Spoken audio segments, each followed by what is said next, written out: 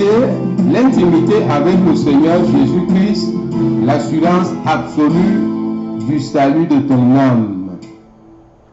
Alléluia, alléluia, alléluia. Bonjour chers frères et sœurs en Christ, bonjour toi qui me regardes en ce moment. Bonjour, que la paix du Seigneur soit avec toi au nom puissant de Jésus-Christ. Eh bien, je suis très content de vous retrouver aujourd'hui dans le cadre de notre émission dominicale et qui se déroule aussi chaque mercredi, le quiz et les news de l'ISJC. Vous savez, le premier pilier de notre ministère, c'est l'intimité avec le Seigneur Jésus-Christ qui porte en même temps le nom du ministère. C'est pour dire combien nous pratiquons et nous enseignons comment on pratique la présence de Dieu. Car c'est notre seul abri, c'est notre seul refuge. Voilà donc ce qui peut rendre l'Église effectivement puissante, c'est-à-dire à l'abri des assauts de l'ennemi. Même quand elle serait attaquée, alors elle en sortirait toujours vainqueur. Nous prions. Dieu d'Abraham, Dieu d'Isaac, Dieu de Jacob, Père éternel, Seigneur Jésus, nous te rendons grâce pour ces moments que tu nous accordes de creuser un peu plus en profondeur pour mieux te connaître et mieux te servir, t'aimer et te craindre. Au nom puissant de Jésus-Christ, Saint-Esprit prend contrôle maintenant en amenant toute pensée captive à l'obéissance de la parole de Dieu. Au nom puissant de Jésus, j'invoque le sang de Jésus sur ce studio et sur toi qui me regardes maintenant. Que ce sang te protège, toi et toute ta famille. Au nom puissant de Jésus, nous avons prié. Amen. Eh bien, je suis tout heureux de vous retrouver et surtout de vous savoir très attentif. Pour consommer les choses très saintes, il faut être concentré. Ce n'est pas dans le bruit.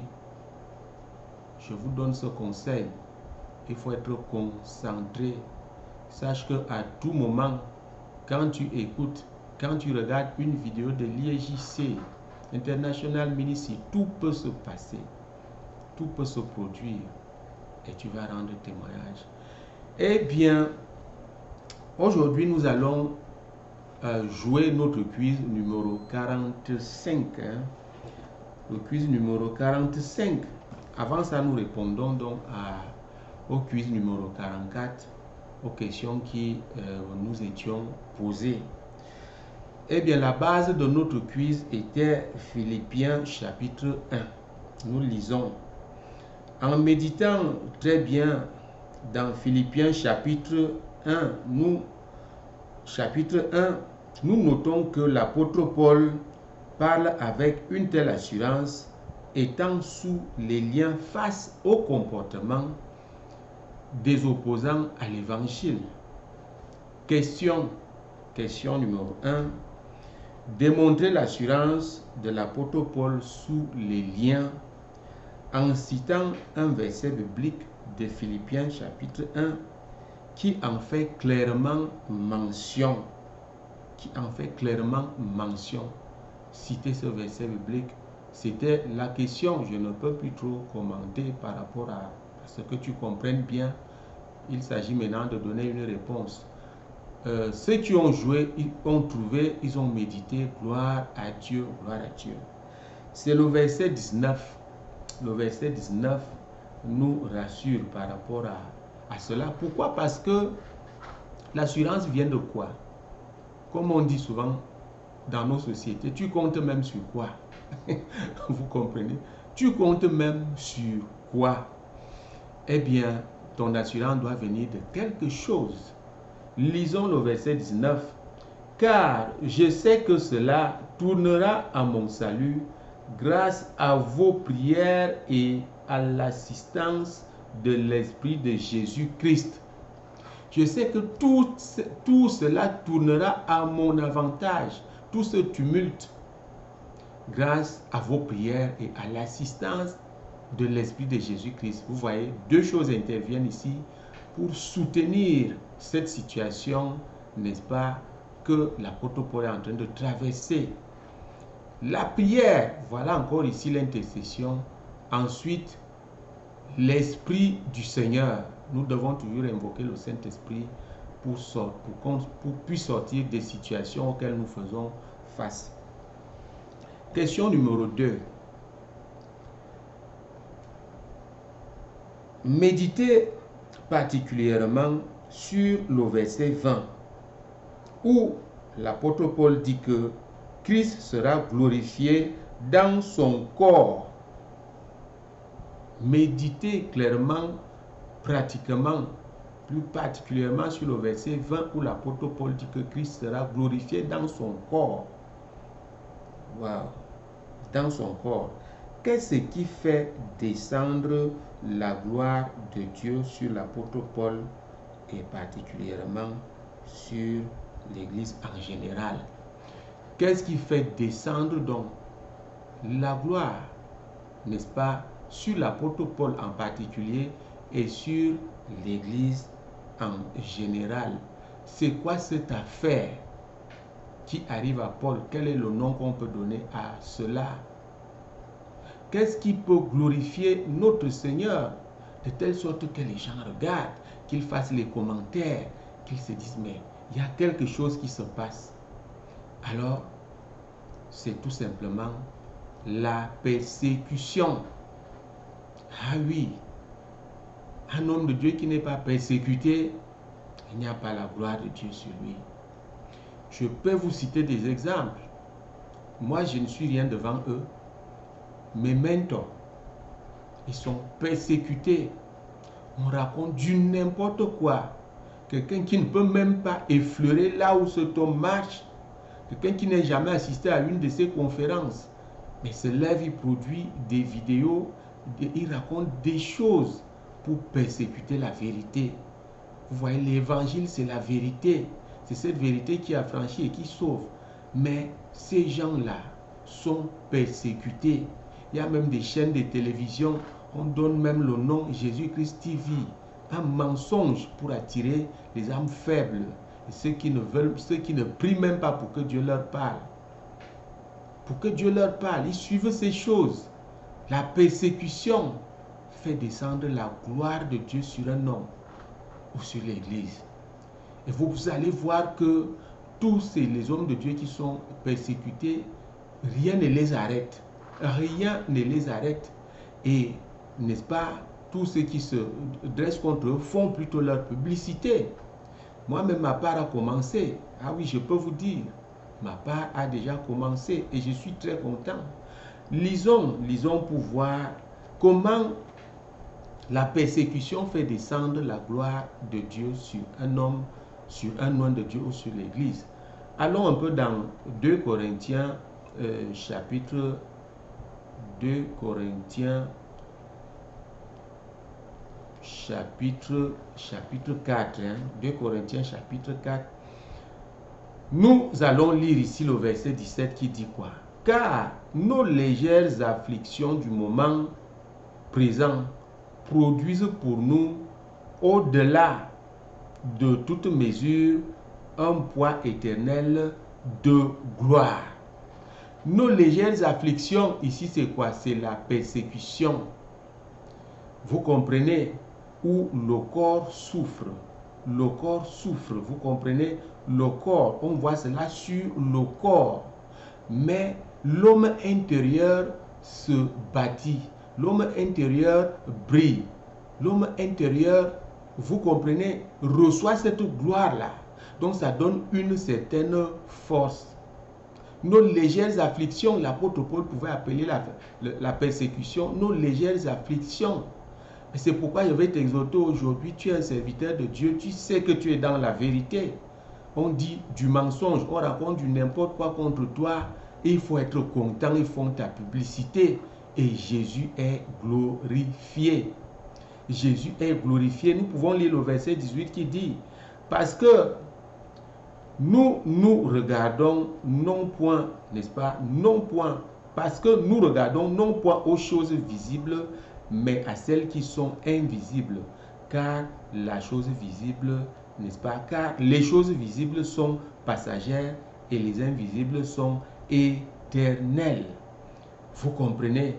Lisons le verset 16. C'est pourquoi nous ne perdons pas courage. Hein? Et lorsque même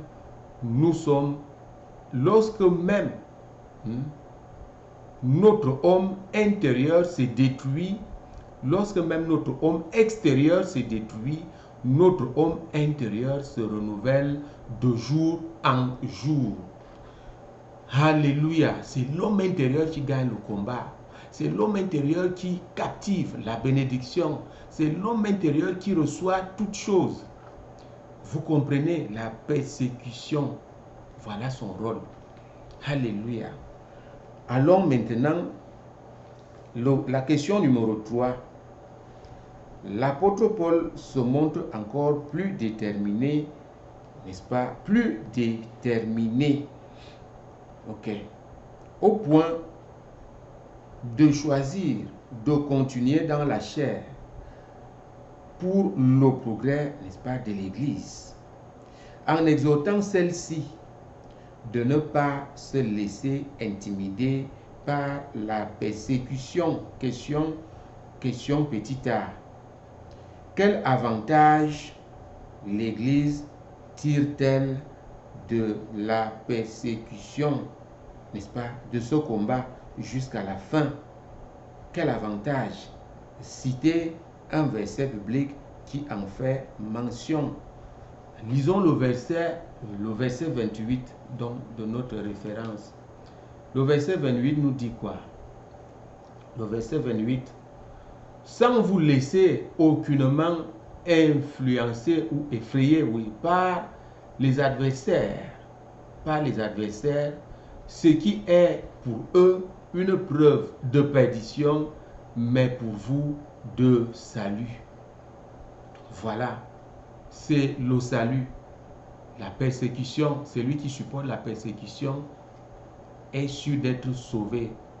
Nous le voyons dans Marc 13:13. Pour mon nom, l'amour de moi, on va vous persécuter.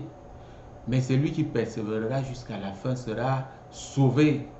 Donc voilà, c'est l'avantage ici que l'Église tire, n'est-ce pas, à continuer ce combat sans abandonner.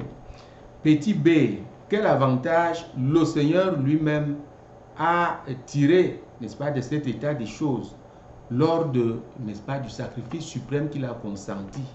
Le Seigneur a réellement souffert de la persécution. Et quelle a été sa rémunération? Citez 3 versets bibliques suivants, cette fois-là dans Philippiens chapitre 2. Citez 3 versets bibliques suivants et qui décrivent très réellement ce que le Seigneur a retiré comme gloire. Nous lisons. C'est le verset 9, le verset 10 et le verset 11 de Philippiens 2. Nous pouvons lire très rapidement. C'est pourquoi aussi Dieu l'a souverainement élevé et lui a donné le nom qui est au-dessus de tout nom. Le verset 10.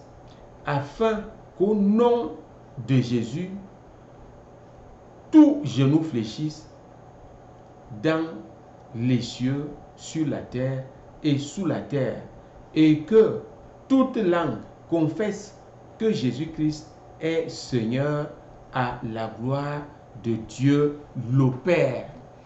Alléluia. Voilà comment notre Jésus-Christ, le Seigneur, est donc glorieux. Tout genou doit fléchir devant lui parce qu'il est couronné de gloire. Il a supporté l'ignominie, il a supporté la persécution, il a supporté le rejet, les injures, la brimade, la flagellation. C'est pour ton salut, toi qui me regardes. Tu dois commencer à le chercher. Tu n'es pas encore dans le Seigneur, cherche le Seigneur. Rentre à l'église. Tu es déjà à l'église, il faut maintenant chercher sa face. Tu ne t'assieds pas là éternellement, il faut chercher la face de Jésus-Christ. L'intimité avec le Seigneur Jésus, c'est l'assurance absolue du salut de ton âme. Car le christianisme, c'est, n'est-ce pas, voir Jésus-Christ face à face pour être sûr que tu es sauvé, que tu seras sauvé. Que quand il va venir, il va te reconnaître. Il va te reconnaître. Voici une plateforme qui est là pour t'accueillir. Nous passons, n'est-ce pas, nous donnons les questions à notre quiz numéro 45. C'est tout simplement que tu ailles, prends ta Bible, médite sur le psaume chapitre 11, sur le psaume, n'est-ce pas, 16 et sur le psaume 17. Médite sur ces 3 psaumes. Nous lisons. Ok. Question maintenant. L'IEJC ayant pour premier pilier l'intimité avec Dieu, la pratique même, n'est-ce pas, de la présence de Dieu. Citez les versets bibliques des psaumes 11, 16 et 17 qui nous montrent le grand roi David au sein de Dieu, plus proche du Tout-Puissant. Un seul verset biblique pour chaque psaume. Psaume 11, Psaume 16 et Psaume 17. Vous comprenez, le roi David montrer, citer 3 versets bibliques dans chaque psaume qui montrent le roi David plus proche de Dieu. Lorsque vous lisez, vous allez reconnaître. Je sais que beaucoup ne sont pas encore initiés, mais ceux qui sont dans ce programme et qui ont déjà reçu les classes peuvent reconnaître là certaines choses. C'est les enseignements qu'ils ont reçus par rapport à cet endroit. Mais toi aussi, qui es appelé à t'abonner, n'est-ce pas, tu cliques là, souscrire, tu t'abonnes pour que tu continues d'avoir ces enseignements. Mais les enseignements même de la pratique, ce n'est pas sur vidéo, non. Ce n'est pas sur vidéo, tu dois d'abord t'abonner là et suivre le peu que tu peux suivre là. Ça va te donner vraiment, ça va creuser en toi une envie de chercher la face du Seigneur Jésus-Christ. Donc nous allons arrêter là aujourd'hui et je prie au nom puissant de Jésus-Christ que la paix reste, la paix demeure dans ta maison, que la gloire de Dieu descende. Au nom puissant de Jésus, plus tu seras obéissant. Chaque fois que tu vas te mettre à genoux, c'est Dieu qui va marcher au-dessus de ta tête. Parce que les psaumes nous disent que Dieu a baissé les cieux, il est descendu. Et la nuée pouvait passer. La nuée passait parce que c'est ses pieds qui produisaient la nuée. La nuée passe au-dessus de ta tête. C'est Dieu qui marche au-dessus de toi, qui marche pour marquer sa présence. Parce que tu pries, il est question ici de prière. Parce que tu pries sans arrêt. Tu es en esprit chaque fois. Dieu est là. Au nom puissant de Jésus-Christ, je vous couvre tous par le sang de Jésus. Alléluia, alléluia, alléluia. Eh bien, on se retrouve. Jésus-Christ est vivant, Dieu n'a pas de fin et les miracles continuent.